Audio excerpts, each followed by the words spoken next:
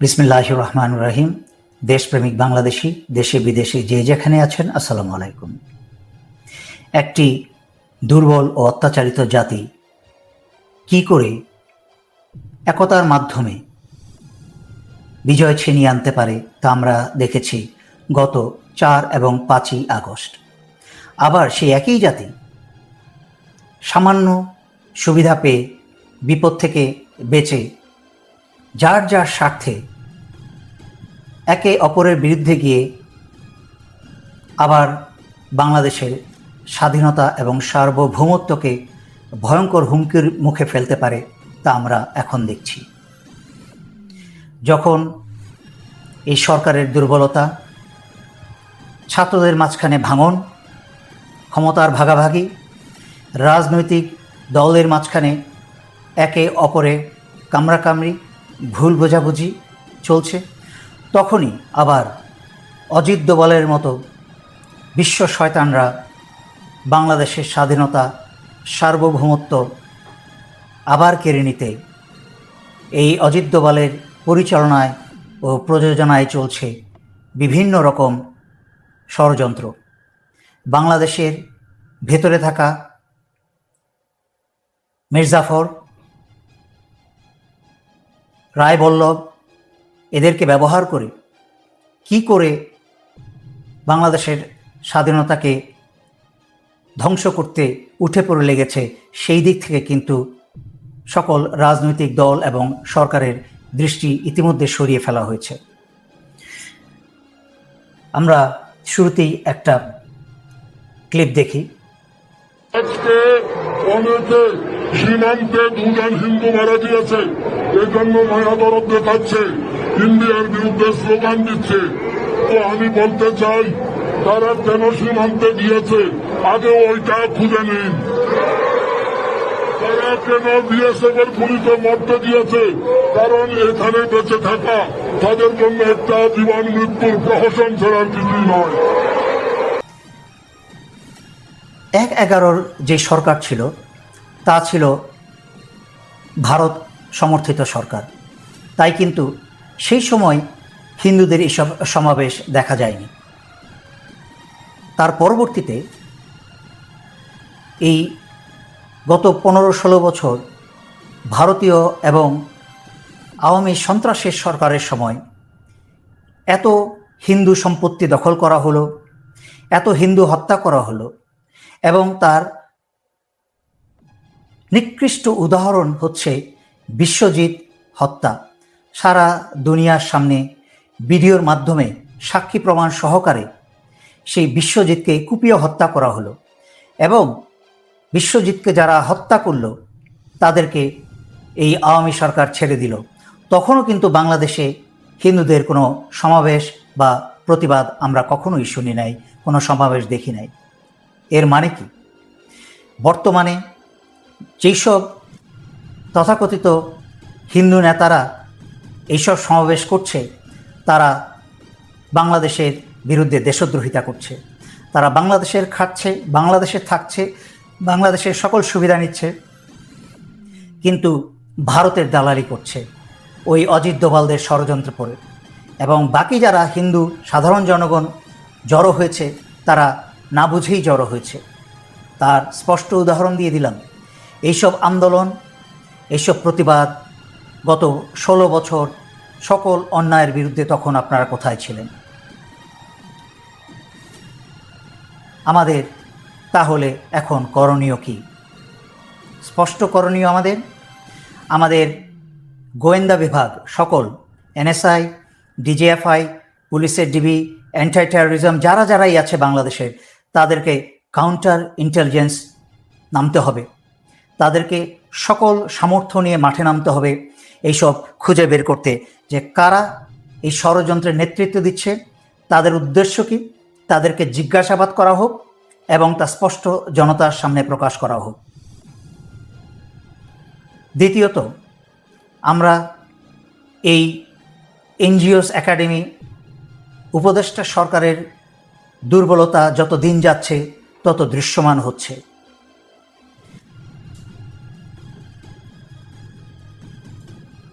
আপনারা গ্রামীণ ব্যাংকের বোর্ড অফ ডিরেক্টরে আপনারা দেখবেন হোসনে আরা, মনোয়ারা, সুফিয়াদেরকে নিয়েই কিন্তু গ্রামীণ ব্যাংকের বোর্ড অফ ডিরেক্টর করা হয়েছে।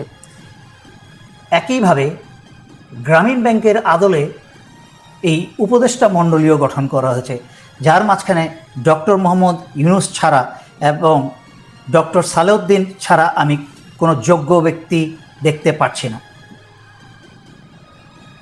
আমি কিন্তু তাদের শিক্ষা এবং তাদের গুণের যোগ্যতার মাপকাঠি এখানে টানছি না। বাংলাদেশের ভয়ঙ্কর করুণ অবস্থায় যখন কোনো রকমে বাংলাদেশের স্বাধীনতার সার্বভৌমত্বকে এত রক্তের মাধ্যমে, এত জীবনের মাধ্যমে ফিরিয়ে আনা হয়েছে, সেই রকম আর বাংলাদেশ ঘিরে যেখানে ভারত যেখানে আগেও বহুবার ব্যাখ্যা করেছি, ভারতের মতো একটা চক্রান্তকারী দেশ যখন বাংলাদেশের চারিদিকে ঘিরে থাকে এবং তাদের মির্জাফর এবং অন্যান্য এজেন্টরা যখন বাংলাদেশে থাকে, তখন ওই ব্যক্তিরা, ওই উপদেষ্টারা এই রকম পরিস্থিতিতে দেশ চালানোর যোগ্য না। তাই আমি প্রধান উপদেষ্টাকে অনুরোধ করব, বারবার অনুরোধ করে যাচ্ছি, আপনারা যেই ডিরেকশনে যাচ্ছেন, আপনারা কিন্তু ব্যর্থতার ডিরেকশনে যাচ্ছেন। আর আপনাদের ব্যর্থতা বয়ে নিয়ে আসবে এই জাতির ভয়ঙ্কর রকম ভোগান্তি এবং ব্যর্থতা। তাই আপনাদের ব্যর্থ হওয়ার কোনো সুযোগ নেই। দয়া করে আপনারা প্রতিটা উপদেষ্টার পাশে সহ উপদেষ্টা নিয়ে আসুন, যারা শক্তিশালী এবং অভিজ্ঞ, যারা কথা বলতে পারে। আমি তো বুঝতে পারি না, দেখেছেন ভারতের কোনো মন্ত্রী, ভারতের প্রধানমন্ত্রী থেকে আরম্ভ করে ভারতের কোনো মন্ত্রীদেরকে বাংলাদেশি সাংবাদিকদের সময় দেয় কথা বলার জন্য? তাহলে আপনারা এতটা নিচে কেন নেমেছেন? আপনাদের লজ্জা, আত্মসম্মান কোথায় গেল? আপনারা কথায় কথায় কেন ভারতীয় সাংবাদিকদের কাছে আপনারা মতামত দিতে যান? দয়া করে নিজেদের ওজন আপনাদের যদি না থাকে, দেশটার আত্মসম্মানের কথা চিন্তা করে ভারতীয় সাংবাদিকদের কাছে বক্তব্য দেওয়া বন্ধ করুন। যত বক্তব্য দিতে হয় বাংলাদেশের মিডিয়াকে সতেজ করুন। আপনাদের বিভিন্ন উপদেষ্টাকে দিয়ে প্রয়োজনীয়, অল্প কথা বলে প্রয়োজনীয় শক্তিশালী মতামত আমাদের মিডিয়াকে ব্যবহার করে তা সারা দুনিয়ার সামনে দিন। ভারতের কোনো মিডিয়ার কাছে আপনারা বক্তব্য দেবেন না, এতটুকু নিচু হবেন না এবং জাতিকে নিচু করবেন না, যদি সামান্য জ্ঞান এবং আত্মসম্মান থেকে থাকে। এবং বাংলাদেশের প্রধান উপদেষ্টাকে আরও বলবো যে আপনি বিরোধী দলগুলো, বিভিন্ন রাজনৈতিক দলগুলোকে কাছে নিয়ে আসুন, তাদেরকে সংগঠিত করে এই উপদেষ্টা মণ্ডলীর সরকারকে আপনাদের শক্তিশালী খুঁটি হিসাবে ব্যবহার করুন। এই আজকে বিএনপি জামাতের মতো বৃহত্তর দলের উচিত ছিল এই সরকারের শক্তিশালী খুঁটি হওয়া, কিন্তু তা করতে এই সরকার ব্যর্থ হয়েছে। সরকারের যেহেতু সব এনজিওস ব্যাকগ্রাউন্ড থেকে এসেছে, রাজনৈতিক তাদের কোনো প্রজ্ঞা নেই, কোনো জ্ঞান নেই, এবং এই ধরনের অকুস্থলে, এই ধরনের ক্রান্তিলগ্নে দেশ চালানোর অভিজ্ঞতা নেই, বা এই ধরনের দেশের জাতীয় পর্যায়ে কোনো ভূমিকা রাখার অভিজ্ঞতা নেই, তাই তারা বুঝতে পারছেন না। তাই আপনারা রাগ অভিমান ভুলে গিয়ে, দলাদলিতে না গিয়ে রাজনৈতিক দলগুলোকে কাছে টানুন। আর রাজনৈতিক দলগুলোর উদ্দেশ্যে বলছি, আমি আজকে দেখছিলাম জনাব তারেক রহমান বলছেন শক্তিশালী গণতন্ত্র গড়ে তুলতে হলে এখনও আমাদের অনেক দূর এগোতে হবে।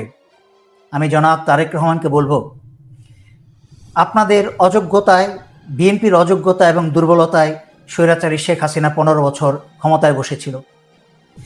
তাই দেশ গঠনের এবং সংস্কারের কথা বাদ দিয়ে নিজের দলকে আগে সংস্কার করুন।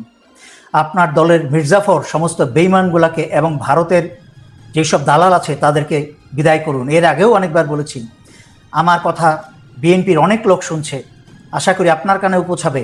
যদি বিএনপিকে বাঁচাতে চান, বিএনপিকে বাংলাদেশ গঠনে কার্যকরী করতে চান, আপনার দলকে আগে সংস্কার করুন এবং দলকে সংস্কার করে ডক্টর মোহাম্মদ ইউনূসের পাশে এসে বসেন, সাহায্য করেন। কী জন্য সাহায্য করেন? আমি জামাতকেও একই কথা বলছি, কনফিউজড হয়ে ডানে বামে ছোটাছুটি না করে নিজেদের অবস্থানটাকে এবং নিজেদের নীতিমালাটাকে ঠিক করে বিএনপির সাথে এবং একই কথা বিএনপিকেও বলছি, বিএনপি এবং জামাত ভাই ভাই হিসেবে এই ক্রান্তি লগ্নে দেশের সকল দল গোত্র সবাইকে একত্র হয়ে দেশকে বাঁচাতে হবে। এখানে আলাদা হয়ে যারা যারাই যুদ্ধ করবেন তারা দেশের ধ্বংসকে ত্বরান্বিত করছেন এবং ভারতকেই সাহায্য করছেন। সুতরাং আমি জামাতের প্রতি একই নির্দেশ থাকবে, নিজেদের ভিত্তি ঠিক করে বিএনপির সাথে আগে হাত মিলান। কে আগে আসবে কে পরে আসবে কোনো কথা নেই, যে আগে ক্ষমা চাইতে পারে সে হচ্ছে আরও মহৎ, অন্যের চেয়ে আরও বৃহত্তর মহৎ, তার দিল আরও বড়। আপনি বিএনপির কাছে হাত বাড়িয়ে দিন, হাত বাড়িয়ে দিন, যাই হয়েছে আমাদের ভুল বুঝাবুঝি হয়েছে, চলুন একসাথে কাজ করি। আপনারা যখন নির্বাচনের সময় আসবে যার যার মতো নির্বাচন করবেন, জনগণ যাদেরকে ভোট দিবে যতগুলো সিট পাবেন, মিলেমিশে কাজ করবেন, হানাহানিতে নয়, একজন আরেকজনকে সম্মান করে সেই নতুন দৃষ্টান্ত শুরু করুন বাংলাদেশে। তাই বলছি, আপনারা নিজেদেরকে ঠিক করুন। আমি আবার প্রধান উপদেষ্টাকে বলছি, যাদেরকে মনে করেন ভালো আপনারা সহ উপদেষ্টা হিসাবে নিয়ে আসেন। আমি কয়েকবার এই পর্যন্ত এটা উল্লেখ করেছি, বিশেষ করে তা শুরু করেন মাহমুদুর রহমানকে দিয়ে। ওনাকে নিয়ে আসেন, ওনাকে এনে প্রধান উপদেষ্টা সহ উপদেষ্টা বানান, কারণ উনি সত্যিকার অর্থে বিএনপির না, কারণ বিএনপিও ওনাকে মূল্যায়ন করে না। উনি একজন সাচ্চা দেশপ্রেমিক এবং জ্ঞানী ব্যক্তি। ভারতকে কি করে চেক অ্যান্ড ব্যালেন্সে রাখতে হয় তা উনি ভালো করে জানেন। ওনার কাছ থেকে আপনাদেরকে শিখতে হবে। নির্বাচন দিয়েই এই জাতিকে গণতন্ত্রের মাধ্যমে শক্তিশালী করতে হবে, তার আর কোনো বিকল্প নেই। তাই ভারত কখনোই চাইবে না এই সরকারকে সেই সুযোগ দিতে যে নির্বাচনের জন্য একটা উপযোগী পরিবেশ সৃষ্টি করার। তাই আমি সকল দল মত ধর্মের বাংলাদেশিদের অনুরোধ করছি, আপনারা এই সরকারের পাশে দাঁড়ান, যেন পরিবেশ সুন্দর করে একটা নির্বাচন অনুষ্ঠিত করা যায়, সুন্দর নির্বাচন।